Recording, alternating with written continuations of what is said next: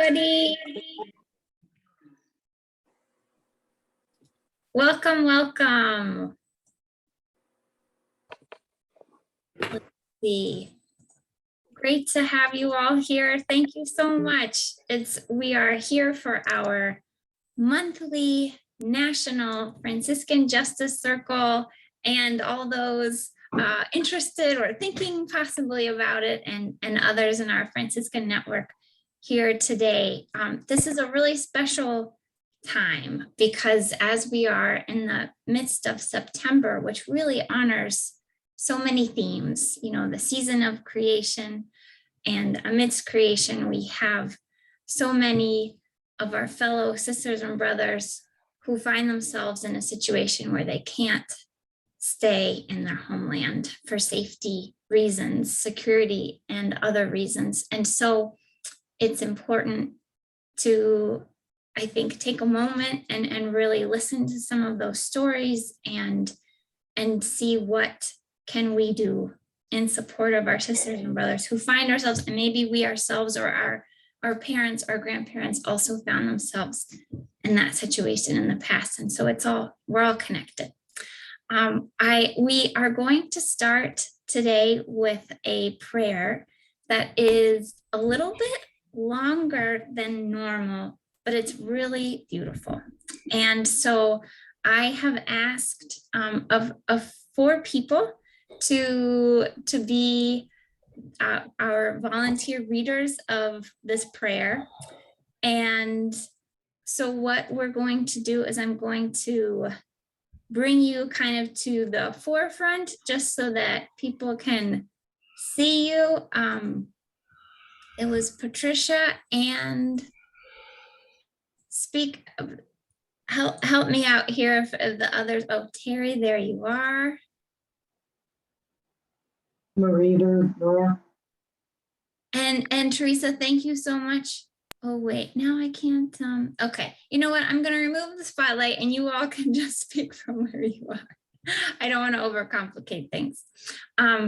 So why don't we take a moment of silence just to take a deep breath and center ourselves. I imagine we're coming from many activities of the day, obligations, tasks, and may we take a moment to remember we are with each other and we are with our Creator. I invite those now who will be sharing this prayer to begin.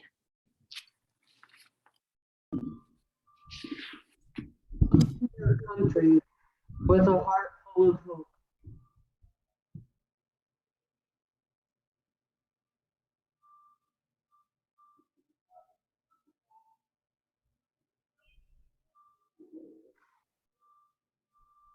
I come to your country with a dream in my hand, the same dream your ancestors had. I come to your country to live free from oppression. I come to your country to escape the hunger that threatens our lives and the lives of our children. I come to your country seeking a better education for myself and my children. I come to your country not only to survive, but to live life fully. I come to your country longing to know who you are and ready to share who I am. I come to your country bringing my faith, longing to worship God in freedom and peace. I come to your country grasping firmly the hand of my mama, Our Lady of Guadalupe, who guides my steps and protects my soul. I come to your country bringing my gifts of hospitality, celebration, and song to share. I come to your country ready to work, sharing my talents and skills, desiring to make a contribution to your society. I come to your country seeking compassion, not contributions. I come to your country seeking a hand to set my spirit free, not a handout to keep me dependent on you. I come to your country praying for patience as I strive to understand the words you speak. I come to your country longing to share the beauty of the words that I speak. I come to your country with the strength of my ancestors who were part of great civilizations long ago, the intelligence of the Aztecs, the industriousness of the Incas, the artistry of the Mayans, and the pride of the Spaniards. I come to your country to understand your ways, hoping you'll understand mine too. I come to your country with excitement in my heart. I come to your country because your Senora stands with arm outstretched, ready to welcome me in. The poor, the tired, the huddled masses yearning to be free. Just like our mama stands at the front door, ready to welcome us home. I come to your country speaking words of beauty we both understand. Esperanza, hope. Alegría, joy. Amistad, friendship. Comprensión, understanding. Hoping one day we will also share them. I come to your country, I bring my pain, my faith, my joy, my dreams, my struggles, my hopes, my beauty, my words, my history, my song, my dance, my heart. I come to your country, but I long to enter your home.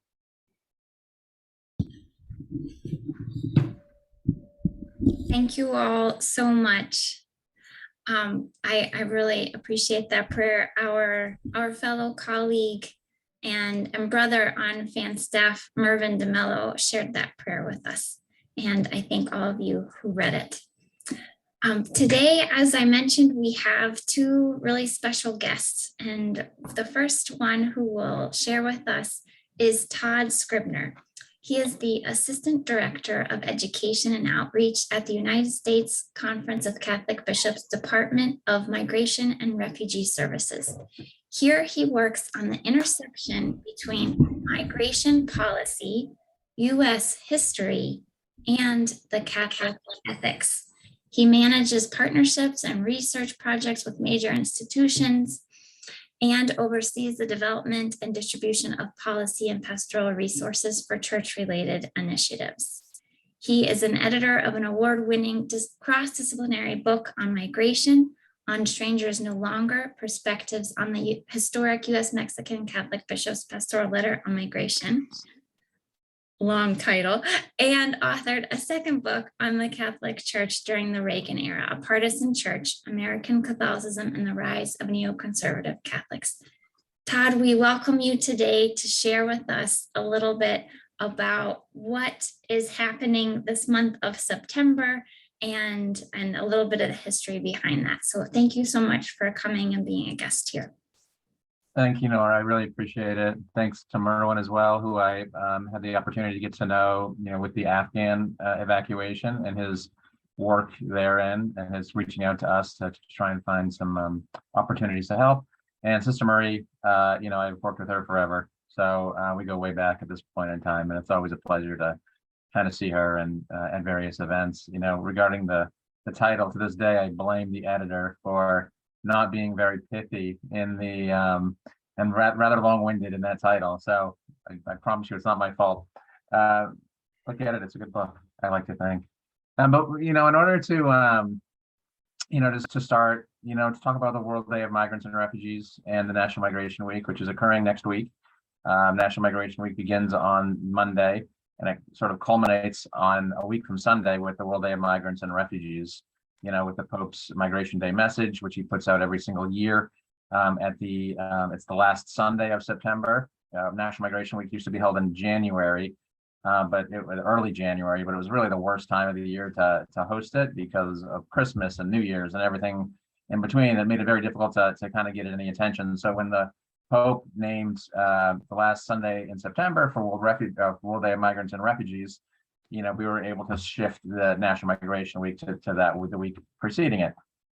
And so it's sort of talk just a little bit about the World Day and his message. I want to step back a little bit to 2018 and his message for that year, in which he sort of highlighted the sort of one of the central themes of his pontificate, namely, the lamentable, condition and situation of vulnerable people who are forced to migrate, due to violence, due to climate change, due to poverty, due to other forms of exclusion, trauma and violence. And, as sort of an outgrowth of that, he really sort of highlighted kind of a framework for the way in which we are best able to respond to the needs of migrants. And he has a framework, a four-verb framework: to welcome, to protect, to promote, and to integrate. So we're called to welcome migrants, to create channels of admission where legal immigration can occur. We're called to protect migrants from start to finish, making sure that they're not vulnerable to human trafficking or other types of vulnerable situations. We're called to promote their well-being and their, provide support. And then when they arrive, we're to help to integrate them into the country. I mean, a misunderstanding, I think, can occur when you sort of take the message at face value. And that is that, that migrants are sort of passive receivers. We welcome them. We create conditions to protect them. We do things to promote their well-being. We put into place institutions and structures to help them integrate. And so, that's a misunderstanding. One of the reasons why we have to understand that is the context in which it was written. The Compact on Migration and Refugees was being developed at the level of the UN on an international level. If you all remember that, I'm not sure, but it's quite a process. And it was really an effort to formulate a framework within which nation states are responsible in certain ways to migrants. And this, the four-verb framework was one of the ways in which the Pope, presented the Vatican city-state. This is how we think these sorts of ideas should be embodied in these compacts. But to make this sort of even clearer still, this kind of the fact that migrants are not kind of passive receivers, but proactive in communities and in the sort of the lives in which we relate to them, is this year's World Day of Migrants and Refugees message that was issued by Pope Francis last spring, but it's officially celebrated now. And the theme for this year's World Day, as well as National Migration Week, is building the future with migrants and refugees. And I want to read a quick quote from it. It's a couple sentences long. And in this message, Pope Francis declares that, quote, "No one must be excluded. God's plan is essentially inclusive and gives priority to those living on the existential peripheries. Among them are many migrants and refugees, displaced persons, and victims of trafficking. The kingdom of God is to be built with them, for without them, it would not be the kingdom that God wants." So on the one hand, this whole message for this year's World Day it's future oriented, right? The status quo is not something that we can be sort of passively accept. It's not something that has to be. We can build a better future, if we implement the values and virtues, of a Christian ethic, and sort of institutionalize them sort of in our public life and our private life as well. So it's very future oriented. It's also emphasizes the need to work with migrants, that they are part of this process. We alone cannot build a future that is better for everyone. Migrants must be included in this kind of building up of society, of our political institutions, of our economic institutions. We must work with them. We must understand where they're coming from. We must understand what has affected them, what has hurt them, where they are when we are speaking to them and communicating with them. And in doing so, we can help to build up, a better future together. And so that is sort of the thrust of his theme. And so, and it's a call to Catholics, I think, everywhere to figure out ways in which we can build a future together in a more positive direction. If you all celebrate National Migration Week in different ways, perhaps, or the World Day of Migrants and Refugees, maybe you never have, and this is an opportunity to kind of reflect on the letter this year. It's short, you can read it in about 10 or 15 minutes. I'll put a link in the chat box in a little bit. if you haven't celebrated, it's an opportunity to do so. If you do, we would love to know what you do. We're always interested in highlighting the work on the local level. People, I mean, we're in Washington, D.C. and I think we like to do good things. We try to do good things, but we're kind of sometimes a little bit removed. And we're really dependent upon the work on the local level, what you all do on a day-to-day basis, on a monthly basis to kind of make real kind of these sorts of things. So please feel free to reach out and let me know what you're doing, either for this or for other events that are migration related, since that's what I do. And we would love to work more closely with you moving forward. We do work with FAN on various things, and it's always a real pleasure to do so. And I hope we can kind of work together even closer as time goes by. I'll leave it there. Thank you for having me and sort of listening to my spiel for a few minutes. I really appreciate it. Thanks so much, Todd. And we'll have time a little bit later in the hour to have, kind of an open mic time for conversation and question and answer. Now I would like to pass over the mic, so to speak, to Mervyn DeMello, who is one of our staff members here at Franciscan Action Network, to introduce our second guest speaker.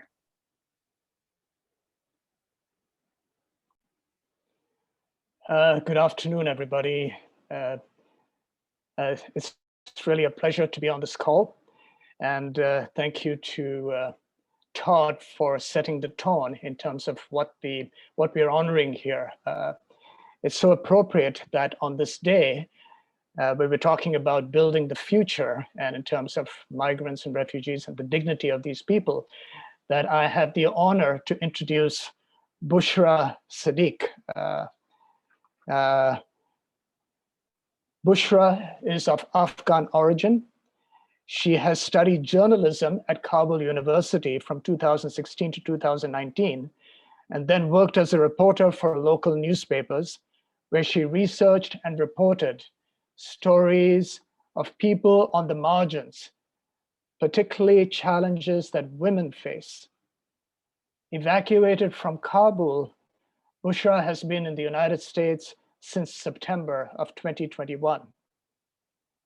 She's an editorial fellow for The Atlantic magazine and is already the veteran of a couple of stories. And I hope you've seen one of them that she's written that was circulated. I know Bushra as a person who brings all of her passion, her love, and commitment to the people of Afghanistan, in not only in her profession, but what she does in a day-to-day basis. And now I will welcome Bushra to be on this call. Bushra may stay off camera for security purposes. Welcome, Bushra, and please share whatever you feel comfortable with from your story. Thank you. Hello, everyone, and good afternoon. Thank you so much, Mervyn, for introducing me. It is a place of pleasure and feeling of honor to speaking among this amazing group. This is my first time hearing your prayers. It was really good and nice, such a beautiful words. I can be a live example of immigrants and how immigrants are dealing in the United States, but I want to shortly and briefly tell my story of escape from Afghanistan. And it was August 15 when a terrorist group named the Taliban took over our capital, Kabul, Afghanistan. And that night, I remember that all of my family members, including my parents and siblings, were in different parts of Kabul. And because of the security situation, we all get together in one place and try to escape the country. We have different reasons why we want to leave our country, because the group, who we call it a terrorist group, will never allow us to have an equal life that we deserve, especially for me, a woman, first, and secondly, being a journalist and writing for women's rights. That was the reason why I leave my country and why we are trying to be in a safe place. I have never worked for any kind of international organizations. I was working for a really like small pool local media and in remote places of Afghanistan. Then two of my brothers work with the United States and they have served for the United States. So they were the very first member of my family who left the country together with their families. And then me and three of my sisters and my mother left. My father was living with his second wife. And then I don't know anyone and I don't know how to escape. Then the Committee to Protect Journalists, which is an international committee in the United States, the office is in New York, reach out to me because they have me as their members. And they told me that they're going to evacuate me to another country. I don't have any idea where are they going to evacuate me. I don't know where I'm going to the United States or in the Europe. But they on that time, my mother didn't have passport. So we got 3 visas for me and 2 of my sister and no visa for my mother. And we can't leave our mother alone. This is why we come across in a decision that who will stay and who will leave. This is on that time we decided that my mother and my middle sister should stay and me with my minor sister leave the country. That was a decision made by my mother because she knows her child better than anyone else. Then we leave Afghanistan and we went to different countries and different military camps, including Germany and Qatar. And then I arrived in the United States on September 3rd, 2021, 1 year and 10 days from now. Then when we arrive, there's a lot of process and documentation process, terrible documentation process, as we were immigrants with no documents. So this is why we went back to Indiana and we stayed in a military base in Indiana for 4 months with no document. And we were like prisoners there because we were not allowed to go outside. The only Americans on that time we were dealing was military soldiers.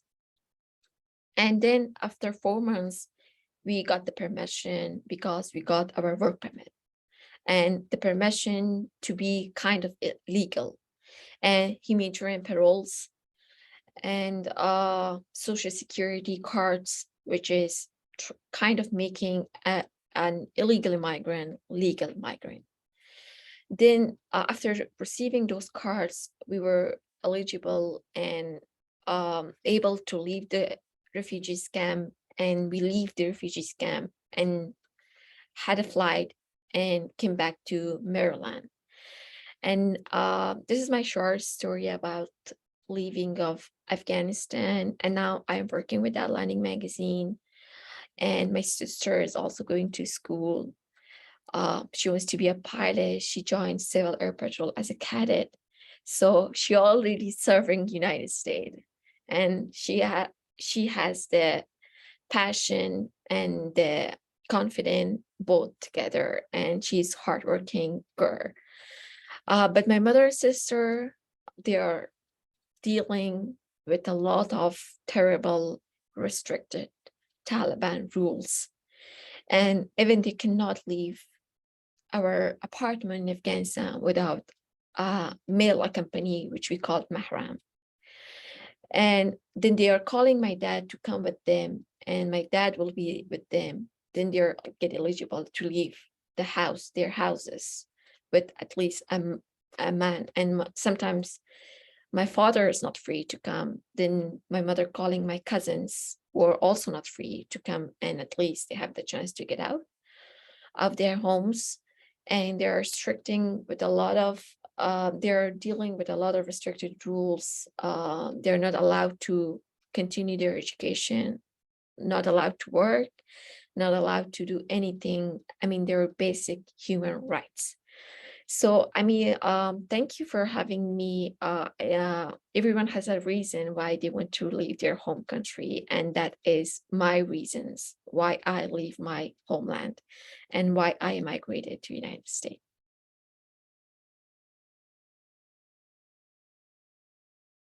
Thank you so much, Bushra. I really appreciate I know we collectively really appreciate you being here with us.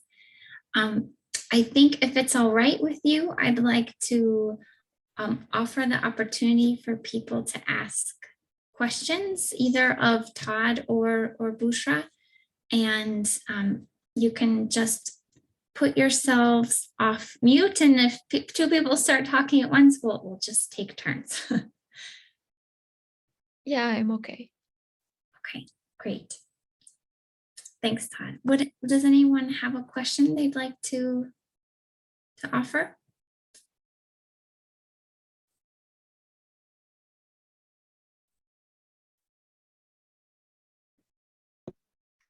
Well, I'll start, Nora, if I may. I actually have a question for both of our speakers.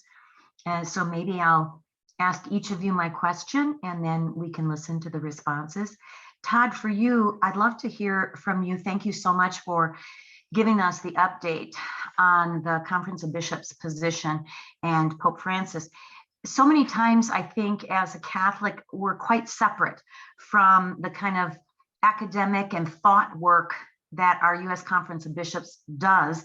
And it seems like there's a huge separation between that work, which is a lot of times really based on the principles of our faith, and then what we hear or are called to do at a local parish level. What are the best models you see of that message being transmitted and activated, where the work and the papers from the Conference of Bishops are actually mechanized to create action at a local parish level? So I'd love to just hear that. And then Bushra, I'm so taken by your story today. Hearing your voice is very personal and meaningful. Your article was wonderful. You're gifted with wonderful communication skills. And I know your family and country is so proud of you for using those skills to educate all of us here in the United States. But I'd love to know from you, can you tell me, what do you see as you and your sister settle into the country here and your brothers who were evacuated earlier? Do you have any hope that you will be able to get your mother and younger sister, your father out? Do you see that as a lost opportunity at this point? So I'd love to hear your perspective as to what is the status of remaining Afghans that really are in need of leaving because of the current regime there. Thank you both. Thank you. And I'm glad I had a moment while you asked the other question to think about it, since it's actually a tough question to answer. It's something that we struggle with on a regular basis, I'll be honest with you. I mean, it's, we work at the Bishops' Conference, and there might seem to be a straight line through us to the bishops down to the parish level. But getting word out on what we're doing and sort of trying to connect these kinds of things to the local level is a logistical challenge, just in terms of networks, because we often have to work through, diocesan communications, who then we hope will send it down to more the local level, into the parishes, and then we hope after that the parishes will, the priest often, or sometimes like a social action kind of group, will sort of pick up on what they're doing and try and on what we're saying and actually institute something. So there's a lot of steps in between. So it's a challenge. So if anyone has any ideas, I'm going to throw an idea out there. But if anyone has any suggestions, we're always open to that, because it's logistically tough. Yeah, I mean, I think I don't know if you're all familiar with it or not, but one of the really, I think, creative endeavors that has been sort of ongoing over the past maybe about 10 or 15 years now is Pastoral Migratoria. It is an initiative that was launched out of the Archdiocese of Chicago, under the under the Archdiocese, but sort of really under the leadership of Elena Segura, who works at the Archdiocese of Chicago. And what it does is it creates this network of, it's focused on Hispanic ministry. This group is, and it creates a network of leaders on the diocesan level. And they, have trainings, they have kind of events with these leaders, and these leaders on the local level try to bring in, participants in sort of local parishes and whatnot. But it's this kind of it's a much more effective web, I think, that's created with direct contact to the local level. And they're established people who work within that framework, who, Elena Segura and her staff can reach out to constantly in an effort to kind of initiate kind of advocacy efforts, if that's what they're doing. Sometimes it's educational, like a webinars, but they have this kind of this network that's really effective, and they're expanding all over the country. I mean, I think right now they have about 6 dioceses, including, Chicago, Washington, D.C. is opening one. I think they're going to be opening one in Milwaukee soon. So you need to have, I think, a structural kind of a system like that will allow you to get to the local level. We try to do that, and we're effective and sometimes, and not as effective sometimes, through our Justice for Immigrants network.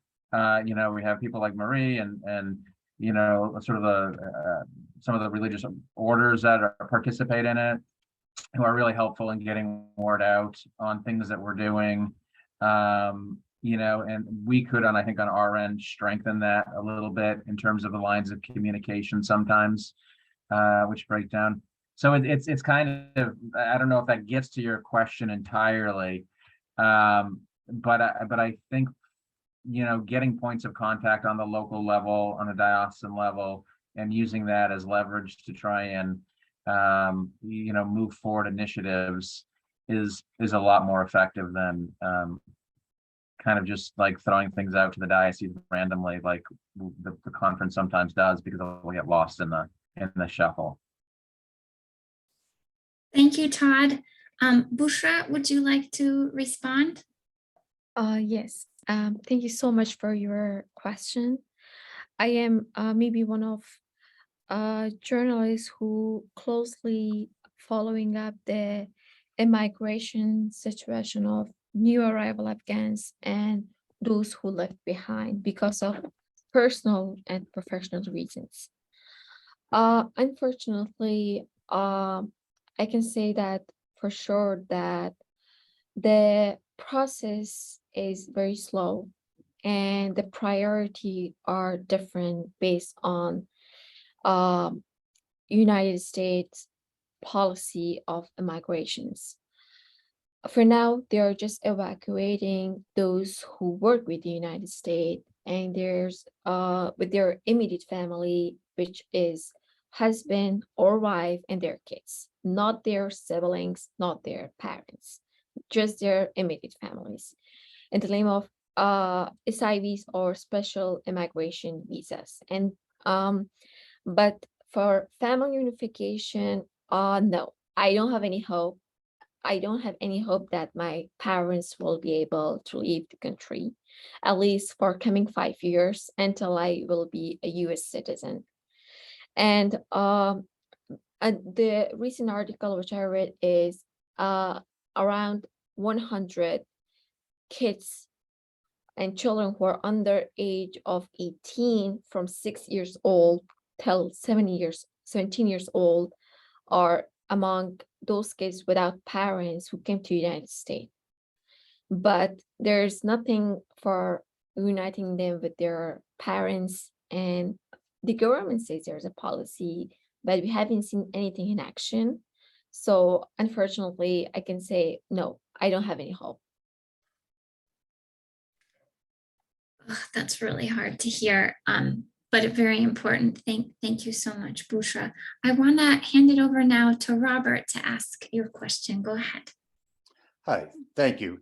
First of all, I just want to thank FAN for all the good work it does on migration and welcoming our neighbors from all around the world here. I've had the privilege of getting to know Bushra for the last 4 months or so. So I just want to make a comment. It's unfortunate she doesn't have any hope, but it's not for lack of trying. She has spent hours and hours and hours trying to figure out a way that she could get her mother and sister here. So I guess the one thing I'd like to sort of say is to encourage people. It won't help necessarily her parents right away, but the Afghan Adjustment Act that is before Congress now, I encourage everybody to try to know about that, and especially if you're not in the Washington, D.C. area, to contact your senators and congressperson and try to get them to pass the Afghan Adjustment Act. That'll be one way to help some Afghans. And I know even though Bushra says she doesn't have any hope right now, I know she'll keep on doing, as she said, until she becomes a citizen and can bring her mother and sister here. She'll keep on trying to work and find ways to do it. So it's been a real pleasure knowing Bushra. And so, Thank you so much. Thank you. Kathleen, I'd like to pass it over to you. Thank you, Nora. For those that aren't familiar with me, I'm Kathleen Morris, a secular Franciscan, and I'm part of Southern California Franciscan Justice Circle. Thank you so much for the speakers and for FAN providing the opportunity and environment to be able to speak. It is overwhelming to me hearing the nitty-gritty. And I guess my question is mostly to you, Bushra, because I think of the trauma that you've gone through. And along with that, I have been part of a group where someone was helping resettlement of Afghanis into the United States.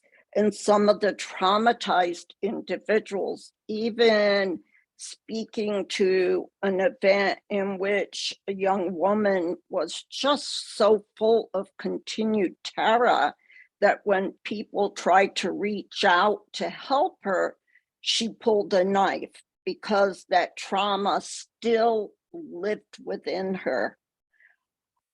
My question, and I would put it out there as something that I'm going to say everybody probably needs, is did you have any type of psychological support on trauma? I can't even imagine going through what you have gone through, living there, escaping, and not having complex post-stress. I'm mixing up my alphabet, but PTSD, you guys know what I'm talking about. I can't imagine you not having that. Did the United States offer any support there? Do you see a need of support there? Thank you so much for your question. When we arrived to the Maryland, there's a resettlement agency called ECDC, which is, I think, the abbreviation of Ethiopian Community, something like that. And they told us that if anyone who is struggling with a serious trauma, which we know, me and Bob and Mervyn know some of those women, and some of which their health situation and mentally they are not feeling good. We are providing psychologists to assist you and to help you with interpreters to help in these both cases. It's really hard for me and for my sister too. And I can't say I don't have trauma. I have the really bad feelings.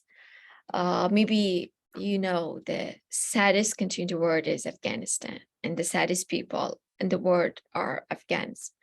And because every day when we were in our country, we were dealing with bombs, tanks, rockets, and guns. And when now we leave, the trauma stayed with us all the nights, the nightmares, and everything stayed. I can't explain clearly how my health situation is and how my sister's health situation is, but I can tell you for sure that I'm not good, and that's okay. So I turned 23 yesterday, but when you look me, I'm not looking 23. I'm looking older than my age because of a lot of reasons. And every Afghans, I'm sure every story is heartbreaking. Everyone is dealing with kind of trauma in their life, and especially those who are coming from war countries. But I know maybe I have, and I'm not like meeting any psychologist for now. I don't know. Yeah, this is my answer. Thank you. If I can add on to something real quick, just as sort of a follow-up to that, we had a webinar yesterday. I wasn't able to get onto it because I was at another event here in Milwaukee. But as part of it, and I think Marie was on there, and she can maybe correct me if I'm wrong here, but there was one of the panelists, Katie Mullins, is Jesuit Refugee Services USA. And one of the things that she's focused on extensively throughout her professional life is the issue of trauma among migrant refugee populations and how trauma affects people who are displaced and kind of once they get here and the process of integration, these sorts of things. And I think she spoke to that. When we spoke, she said she was going to talk on those kinds of issues. So if there's an interest in that, we recorded the webinar, and I can send it to Nora, and they can send out the link. So you might be able to listen to her speak a little bit more about the trauma component of the situation. Thanks. If I could just quickly respond to that. I'm sorry, Nora. Somebody had said, what can our parishes do? Well, this is a very concrete thing. Psychologists are needed. Trauma therapists are needed. This is the beginning of generational trauma. We see that in Black folks in the slavery that happened in the United States. We're going to see it now with the immigrants and the refugees that are coming from situations like that. I myself have complex PTSD. I understand and live with some of it. I have not gone through what you have gone through. Mine are different, but it affects our body, our mind, our soul and spirit. And as faith-filled people, we look at each other as a whole person. This is needed, and wherever we can help support it, I would recommend it. And thank you for your honesty of your response, Bushra. Thanks, Kathleen. Patricia, would you like to speak? Yes. Can you hear me? Thank you very much for this wonderful program. It was really beautiful. I wrote to Nora that I read your article, Bushra, and I'm still sobbing. It's very powerfully written, very powerful testimony. Thank you for that, and thank you for offering that to the people who read The Atlantic. I very much appreciate that. I want to give a little bit of a shout out to Todd and to the work of the bishops. When I lived in the Lehigh Valley in Pennsylvania, and in the 90s and the beginning of the 2000s, the Catholic Charities there had the resettlement grant. And they reached out to individual parishes, and then parishes would reach out to parishioners, and a family from the Bosnian War lived with my own family for a couple of years. I volunteered with a Vietnamese family who was finally resettled after 20 some years of waiting. And we had people working on housing and education, et cetera. And it was really a wonderful, wonderful program. I don't think it's operating anymore. I'm in San Diego now. And in terms of what we receive, and I don't mean this lightly, my Vietnamese family took care of me and cooked for me, took care of my pets when I traveled. So it's a wonderful way to go people to people. So I commend you for wanting to reach out to parishes and make this a human story that needs to be told. Thank you, Todd. Thank you, everyone. Thank you. I'll pass on the word. Really appreciate that. You know, I guess one of the other things, sort of to the earlier question as well, but also to Patricia, what you just said, we also have a program. It's not in every diocese. I think it's probably about 15 to 20 at this point. It's the parishes to organize to welcome immigrants and refugees, our POWER program. And what that is, it's a volunteer focused program that tries to get people on the local level to be responsive to immigrants, immigrants and refugees, and to provide support for them, as they transition here into the United States. We're always trying to expand it. Funding is always difficult. But we do always put out about 15 to 20 a year at various dioceses. It's a competitive process where people will propose an idea, some sort of a program or an initiative. So if anyone's interested in that as well, your own diocese could probably, apply for something, or you as part of your diocese could apply for something like that. That's just sort of an FYI. Great, thanks, Todd. We just have about 3 more minutes. Robert, would you like to say something? Yeah, I just want to emphasize what Teresa and Todd said. There's two, the reason I got to know Bushra is there's 2 Pax Christi groups in Montgomery County, and we responded to Pope Francis when the Syrian crisis was going on, and we formed an interfaith group helping Syrians. That sort of fell apart, but we formed another interfaith group, and that's the way we got the privilege of getting to know Bushra and many other people. So I just, if your diocese doesn't have a program, just get with your neighbors, especially your interfaith neighbors, and start doing something. So that's all I want to say. Thank you. Yeah, thank you. That's a great reminder that there's really we're only limited by our dreams, right? And our hopes for what is possible. Can I plug one last thing? Can I Yes, just plug go one ahead. last thing real quick, I promise? I just wanted to highlight another initiative that we're working on with Princeton University, their Office of Religious Life. It's an oral history archive of forced migrants. We have about 185 oral histories that we've collected from forced migrants who have come to the United States as far back as the Holocaust, survivors of the Holocaust, to as recently as, the early around 2010, 2012. Its a focus is primarily on sort of the role that religion has played in their lives, in terms of their displacement, their integration, their resettlement, but it also covers the whole gamut of issues. It goes into their backstories, the conditions on the ground, so on and so forth. So I just urge you to look at that, and I will leave it there. Thanks, Todd. And I want to also offer the opportunity for Bushra to say any final words as we are coming to a close. Thank you. Thank you, Nora. Thank you, Bob. Thank you, Mervyn. And thank you, everyone, for having me and giving me the chance to speak up. It's really kind of you. Since I arrived in the United States, I found Americans very generous and kind people. Those who have, they want to help immigrants as much as they can, including Bob and their groups. And thank you so much. That's my final words. Thank you, Nora. Okay, great. Thank you, Bushra, and thank you so much, Todd.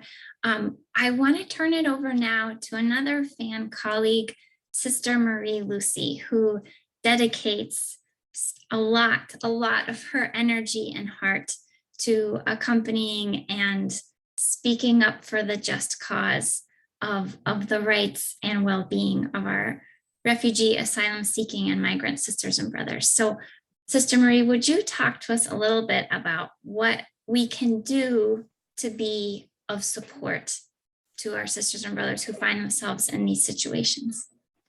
Thanks, Nora. And I'm very grateful also to our speakers.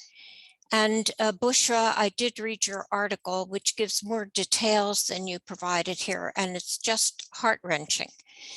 And I know all of us want to do something. And maybe there are some people, participants here, who are engaged. Bob Cook spoke to that about giving humanitarian assistance, directly, relationships. But all of us can engage in a couple of advocacy actions, which I want to highlight because that's possible for all of us. And the first one is Bob Cook had already mentioned the Afghan Adjustment Act. So I want to address that a bit. And this is, we're urging people to contact their members of Congress to enact the Afghan Adjustment Act, known as the AAA, in the remaining days of the 117th Congress, and that's not many days left. This bill would allow Afghans, nationals, including those who supported US service members in Afghanistan, to apply for permanent legal status in this country.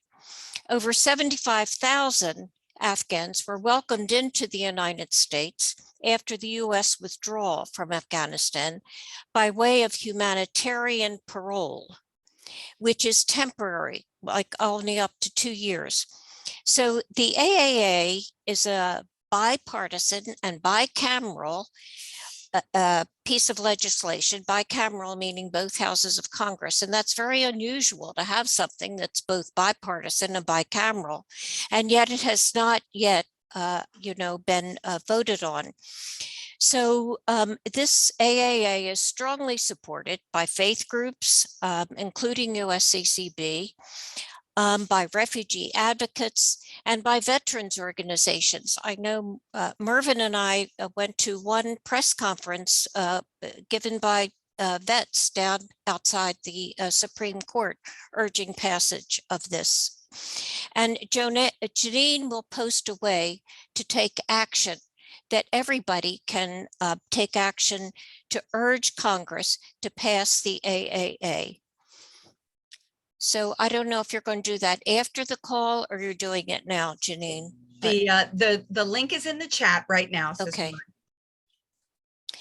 And since it's being recorded, you can get it afterwards too. So I strongly urge support of the AAA. The second thing I wanted to mention is that each year the president issues a presidential determination, and that is the number of refugees to be resettled in this country for that year. Now, this fiscal year, 22, only 25,000 refugees were resettled. That's a very low, disgraceful number for resettlement of refugees. For fiscal year 23, President Biden had set the determination at 125,000. But advocates are urging the president to increase that number to 200,000. On September 6th, a letter signed by 208 faith organizations, including FAN, was delivered to the White House, urging that number be increased. So you can make a call to the White House and leave a very simple message. You can, to leave a comment, you can call 202-456-1111. You may be referred then to the switchboard number, which is 202-456-1414. You can also send an email comments at whitehouse.gov. Now, when you call, just simply state your name, where you're calling from, and urge President Biden to increase the goal of refugees resettled in 2023 to 200,000. Very simple, clean, clear message. So these are two things that all of us can do. Some of us do more. I know Mervyn helps to meet the buses in Washington, D.C. Some of you are doing more, but these are two advocacy actions that anybody can take, and I urge all of us to do that. Thank you. Thank you so much, Sister Marie. I want to turn it over to Mervyn as well to say a couple final thoughts before we end in prayer. Yeah, thank you so much, Nora, Sister Marie, Todd, Bob, everybody. I know so many people on this call. I just want to offer a thought with regards to PTSD and the whole gamut of trauma healing. That's one of the areas I've worked in several countries doing international work, including Afghanistan. So I've lived in Afghanistan. And one aspect is psychologists, psychiatrists, and all of those kinds of things. And the other thing is basically an attitude that we develop that helps people on a pathway to healing. One of these things is what we did just now, is to offer opportunities for people to tell their stories time and again, to the extent that they want to, of course. Secondly, it's how we relate. Relationships, building friendships, it's long, it takes a long time arriving at a level of trust. And I think when Bob spoke about the work of NNIA, that in a sense is what I'm part of that group. And there's another gentleman actually on this call, Akshay, who's part of that group. And I think that's one thing we do. We honor the people we're working with, we accompany them, and we offer relationships of trust. And I think that goes a long way towards healing, particularly in communities where things like psychologists and psychiatrists and all those ways of working with people do not exist. Secondly, we should not underestimate the deep resilience that people come with who are coming from traumatized situations. So while that whole aspect of psychologists and psychiatrists down the road may come, this is what we can do as part of welcoming refugees and refugee communities. Thank you. And I really appreciate being on this call. Thanks a lot. Thank you so much. I want to thank all of you for your time and for listening, and to Bushra and Todd for sharing with us and helping to inspire us to do the little bit that we can each day. And I thank you, Mervyn, for your words too of encouragement. I'd like us to end a little bit similar to as we began, in a moment of prayer and reflection. This prayer comes from actually our brother, the Bishop of Rome, Pope Francis. And this is a prayer that he offers us in light of the World Day of Migrants and Refugees. Creator, make us bearers of hope, so that where there is darkness, your light may shine.